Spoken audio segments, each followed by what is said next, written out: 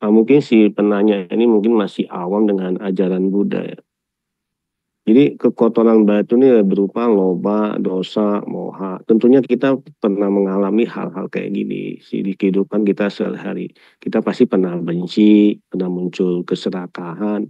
Nah, cuma hal-hal ini kan kita tidak pernah sadari atau tidak pernah kita ketahui. Nah, itu disebut moha atau pandangan salah atau kebodohan batin. Nah, inilah kekotoran-kotoran batin ini selalu kita tanam karena ketidaktahuan kita. Nah, jadi ya kalau memang seseorang itu dia mempraktekkan meditasi ya, dia pasti akan memahami kekotoran batin ini. Contoh ya, ketika kita meditasi ya, pasti dia akan muncul banyak sekali hambatan. Nah, hambatan-hambatan ini adalah semua adalah manifestasi dari kekotoran batin kita. Nah, inilah kenapa kita harus ketika meditasi itu, kita harus melampaui. Ketika kita melampaui hambatan-hambatan yang muncul yang berupa kilesa, biasanya dia muncul di pikiran, muncul di perasaan. Nah, inilah ketika meditasi kita lampaui. Ketika kita lampau, kita itu mengikis dia. Kalau kita terseret atau mengikuti dia, kita akan menanam lagi kekotoran batin itu. Nah, contohnya muncul banyak pikiran, gelisah, eh, takut, marah, benci dan segala macam itu kita lampaui. Itu namanya kita mengikis kekotoran batin. Dan memang ini semua adalah ajaran dari Sang Buddha dan Sang Buddha sendiri mempraktekannya. Itu satu jalan mulia bungsu delapan. Satu jalan mulia bungsu delapan itu tujuannya mengikis kilesa dengan sila, dengan samadhi. Akhirnya kita ada panya. Panya apa? Kita punya pandangan benar. Akhirnya kita punya pengetahuan, punya kebijaksanaan, akhirnya ya bisa mengikis kekotoran batin atau pandangan salah yang tadinya menutupi kebodohan batin kita. Jadi ya kalau memang mau eh, baca sutta itu jelas sekali di Satipatthana Sutta. Karena apa yang kita ajarkan sekarang atau yang kita praktekkan sekarang itu berdasarkan di Satipatthana Sutta. Kalau mau tahu ada di sutta atau tidak, itu udah dibaca aja di Satipatthana Sutta. Nah, itu jelas sekali dan Buddha tuh memberi garansi paling cepat 7 hari, paling lama 7 tahun kalau kita mempraktekkan sesuai dengan Satipatthana Sutta ini. Dan jangan diragukan lagi kenapa hanya dengan meditasi kita bisa. Di banyak sutta ya, di akhir-akhir sutta, Buddha itu selalu berkata begini kepada para biku, kepada Ananda, dia selalu berkata, ada gubuk-gubuk kosong ini, ada di bawah-bawah pohon ini, bermeditasilah, jangan lengah sebelum kamu menyesal. Nah, Buddha selalu mengatakan hal ini. Artinya apa? Memang hanya dengan meditasi lah kita bisa mengikis kekotoran batin kita. Jadi ibaratnya gini ya, meditasi itu adalah latihannya. Jadi contoh lah, kita di kehidupan hari-hari lah. Kalau kita nggak latihan, apakah kita bisa? Contoh ya, misalnya kamu baca resep makanan nih. Kamu hafal semua resep makanan. Apa otomatis kamu itu langsung jadi seorang chef, seorang koki hebat, seorang koki handal? Enggak kan? Atau misalnya lah, kamu mau di bidang olahraga, misalnya kamu mau jadi pesepak bola, kamu tidak pernah berlatih, apakah kamu bisa jadi seorang pesepak bola handal? Nggak bisa. Nah, jadi meditasi inilah adalah latihan kita. Sehingga kita ketika kita di kehidupan hari-hari, ketika kilesa muncul, kita bisa menghadapinya karena batin kita sudah terlatih. Jadi omong kosong ya, kadang-kadang banyak pembenaran ya, banyak pembenaran umat Buddhis ya. Ah, saya ngapain meditasi, ngapain saya duduk lama-lama. Jadi mereka menganggap, ah, di kehidupan sehari-hari saya cukup berkesadaran aja. Saya tidak perlu berlatih.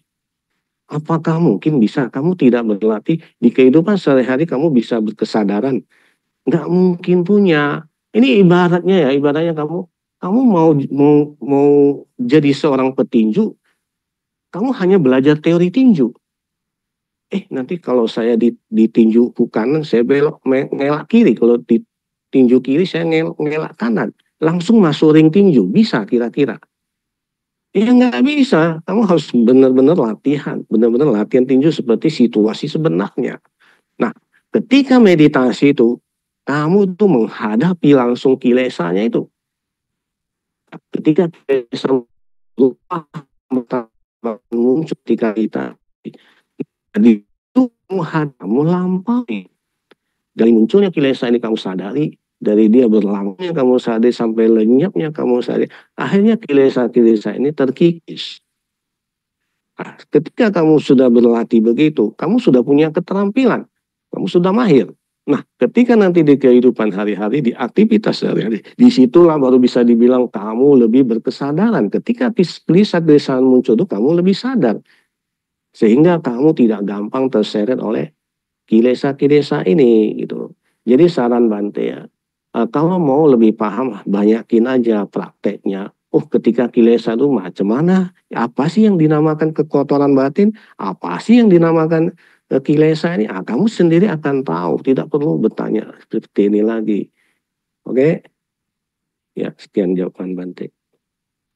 Baik, Anumodana Bante atas jawabannya. Untuk pertanyaan berikutnya dari saya, Bante menyambung jawaban Bante sebelumnya terkait kilesa atau kekotoran batin. Nah, kalau di zaman sekarang ini kan lagi trennya juga isu mental health ya, kesehatan mental apalagi bagi anak-anak. Nah, kalau tadi Bante mengatakan bahwa meditasi itu untuk mengikis kilesa. Jadi apakah ketika kilesa itu terkikis, secara tidak langsung akan mempengaruhi mental seseorang, Bante? Silakan Bante. Ya sudah pasti. Seseorang tuh bisa sakit mental ya. Itu karena dia sering terseret oleh pikirannya. Pikirannya yang lebih kuat, pikirannya lah yang selalu menguasai. Pikirannya apa? Pikirannya adalah hasil buah kamal lampau yang yang sering dia lakukan.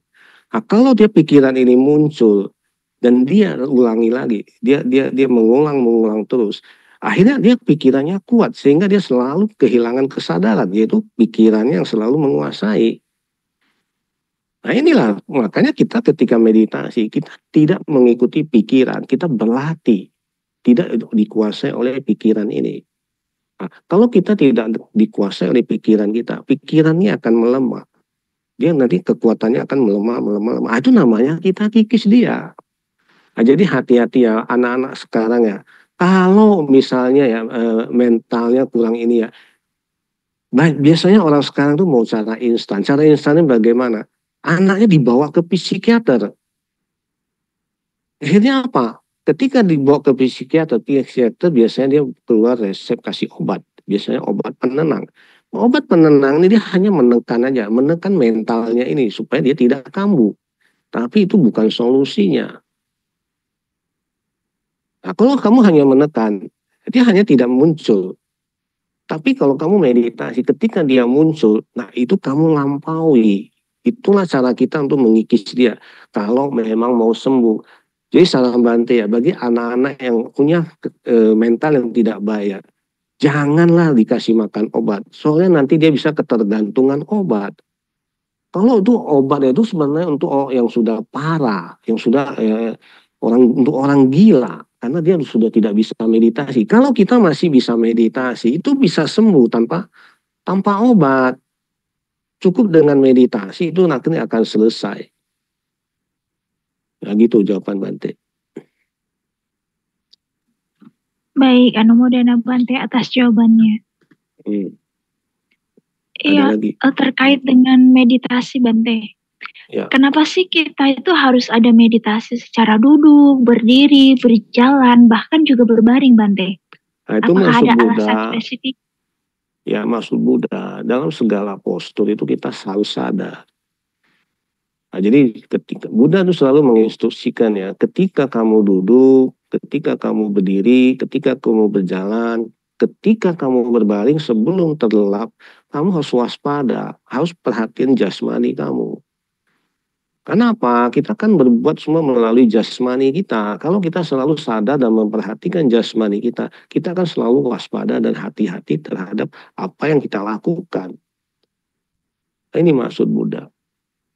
Jadi nggak mungkin lah ya kita misalnya kilesa hanya muncul di saat duduk atau kilesa hanya muncul di saat berdiri atau hanya di saat terbaring.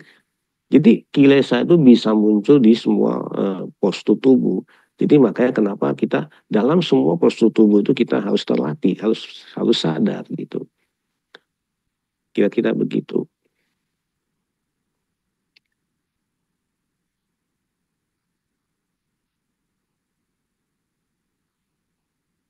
Halo. Iya Bante, anumodana atas jawabannya. Dan pertanyaan berikutnya Bante ada di kolom komentar YouTube dari Una Paloma Belanja.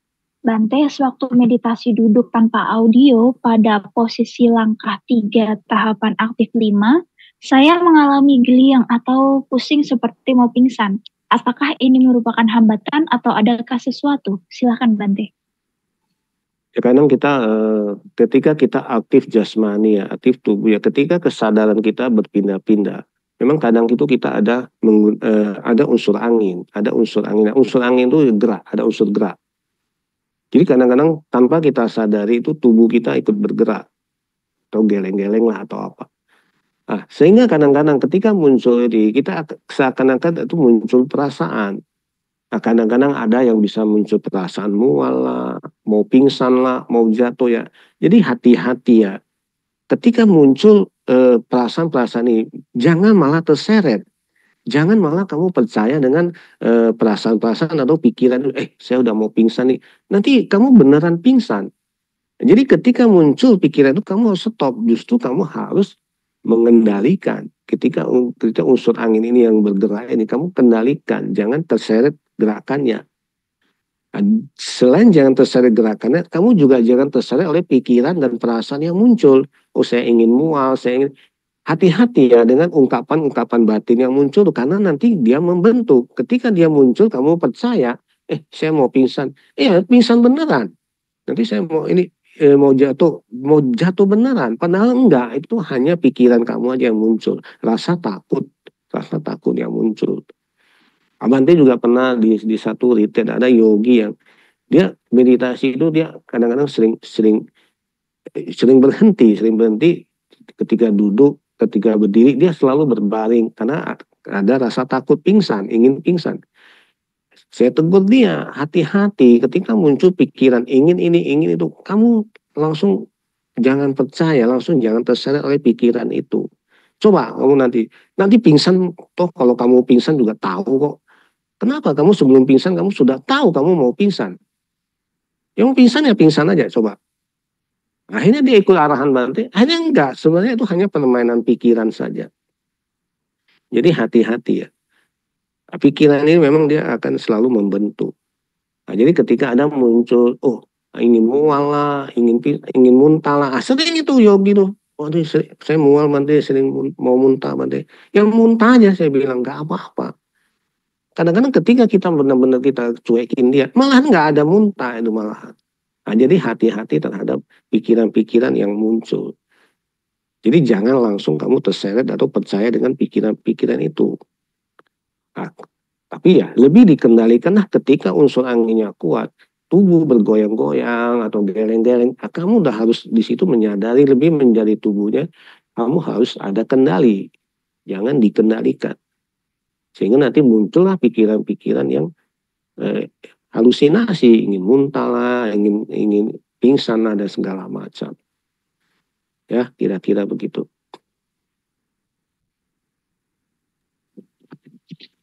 Baik, Anurmodana Bante atas jawabannya. Ya. Dan pertanyaan satu lagi Bante dari saya. Masih terkait tentang meditasi vipassana dan kesehatan mental.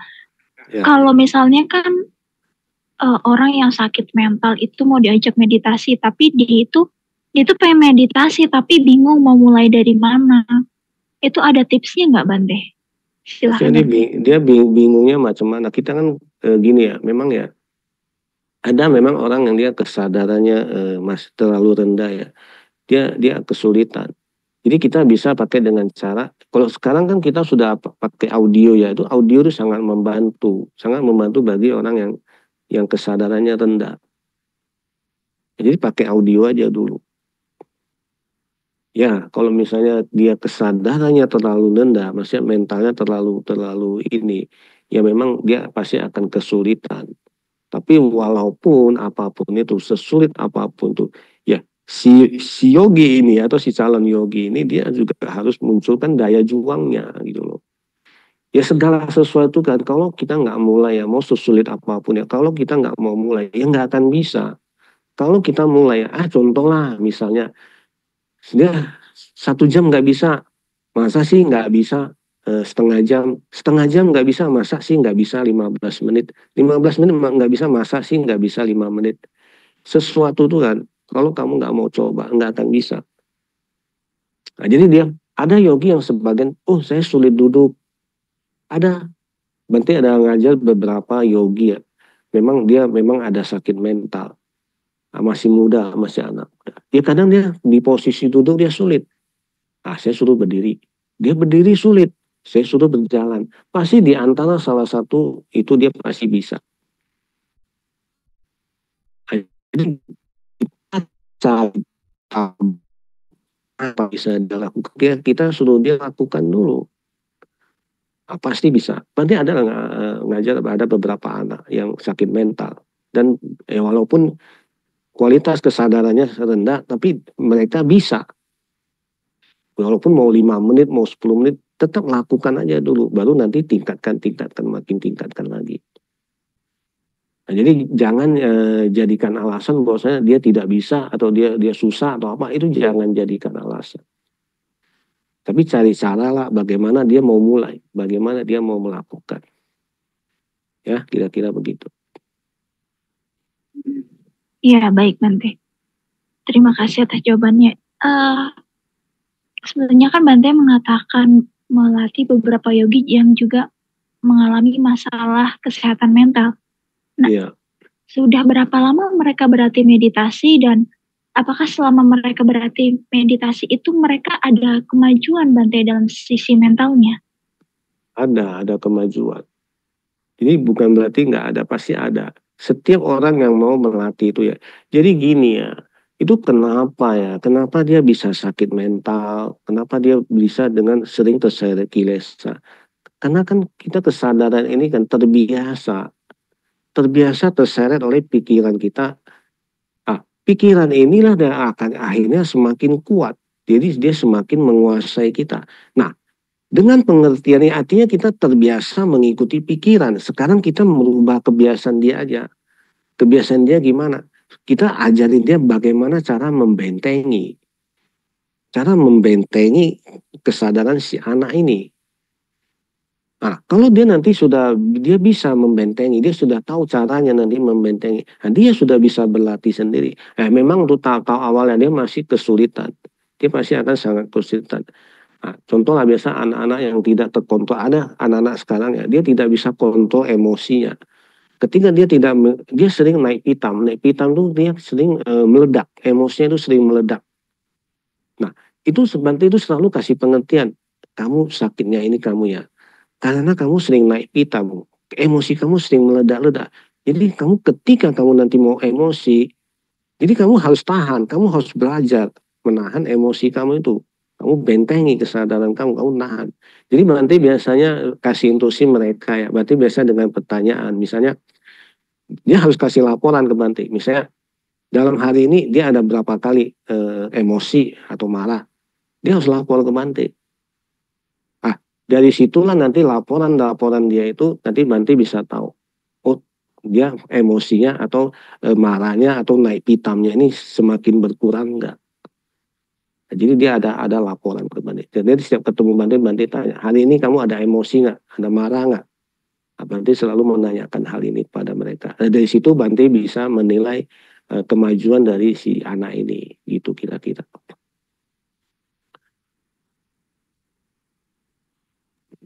Ya Bante, anumodana atas jawabannya. Ya. Dan sudah tidak ada pertanyaan lagi Bante, apakah bisa ditutup saja sesi meditasi malam ini? Ya, boleh. Ya, baik. Saudara-saudari sedama,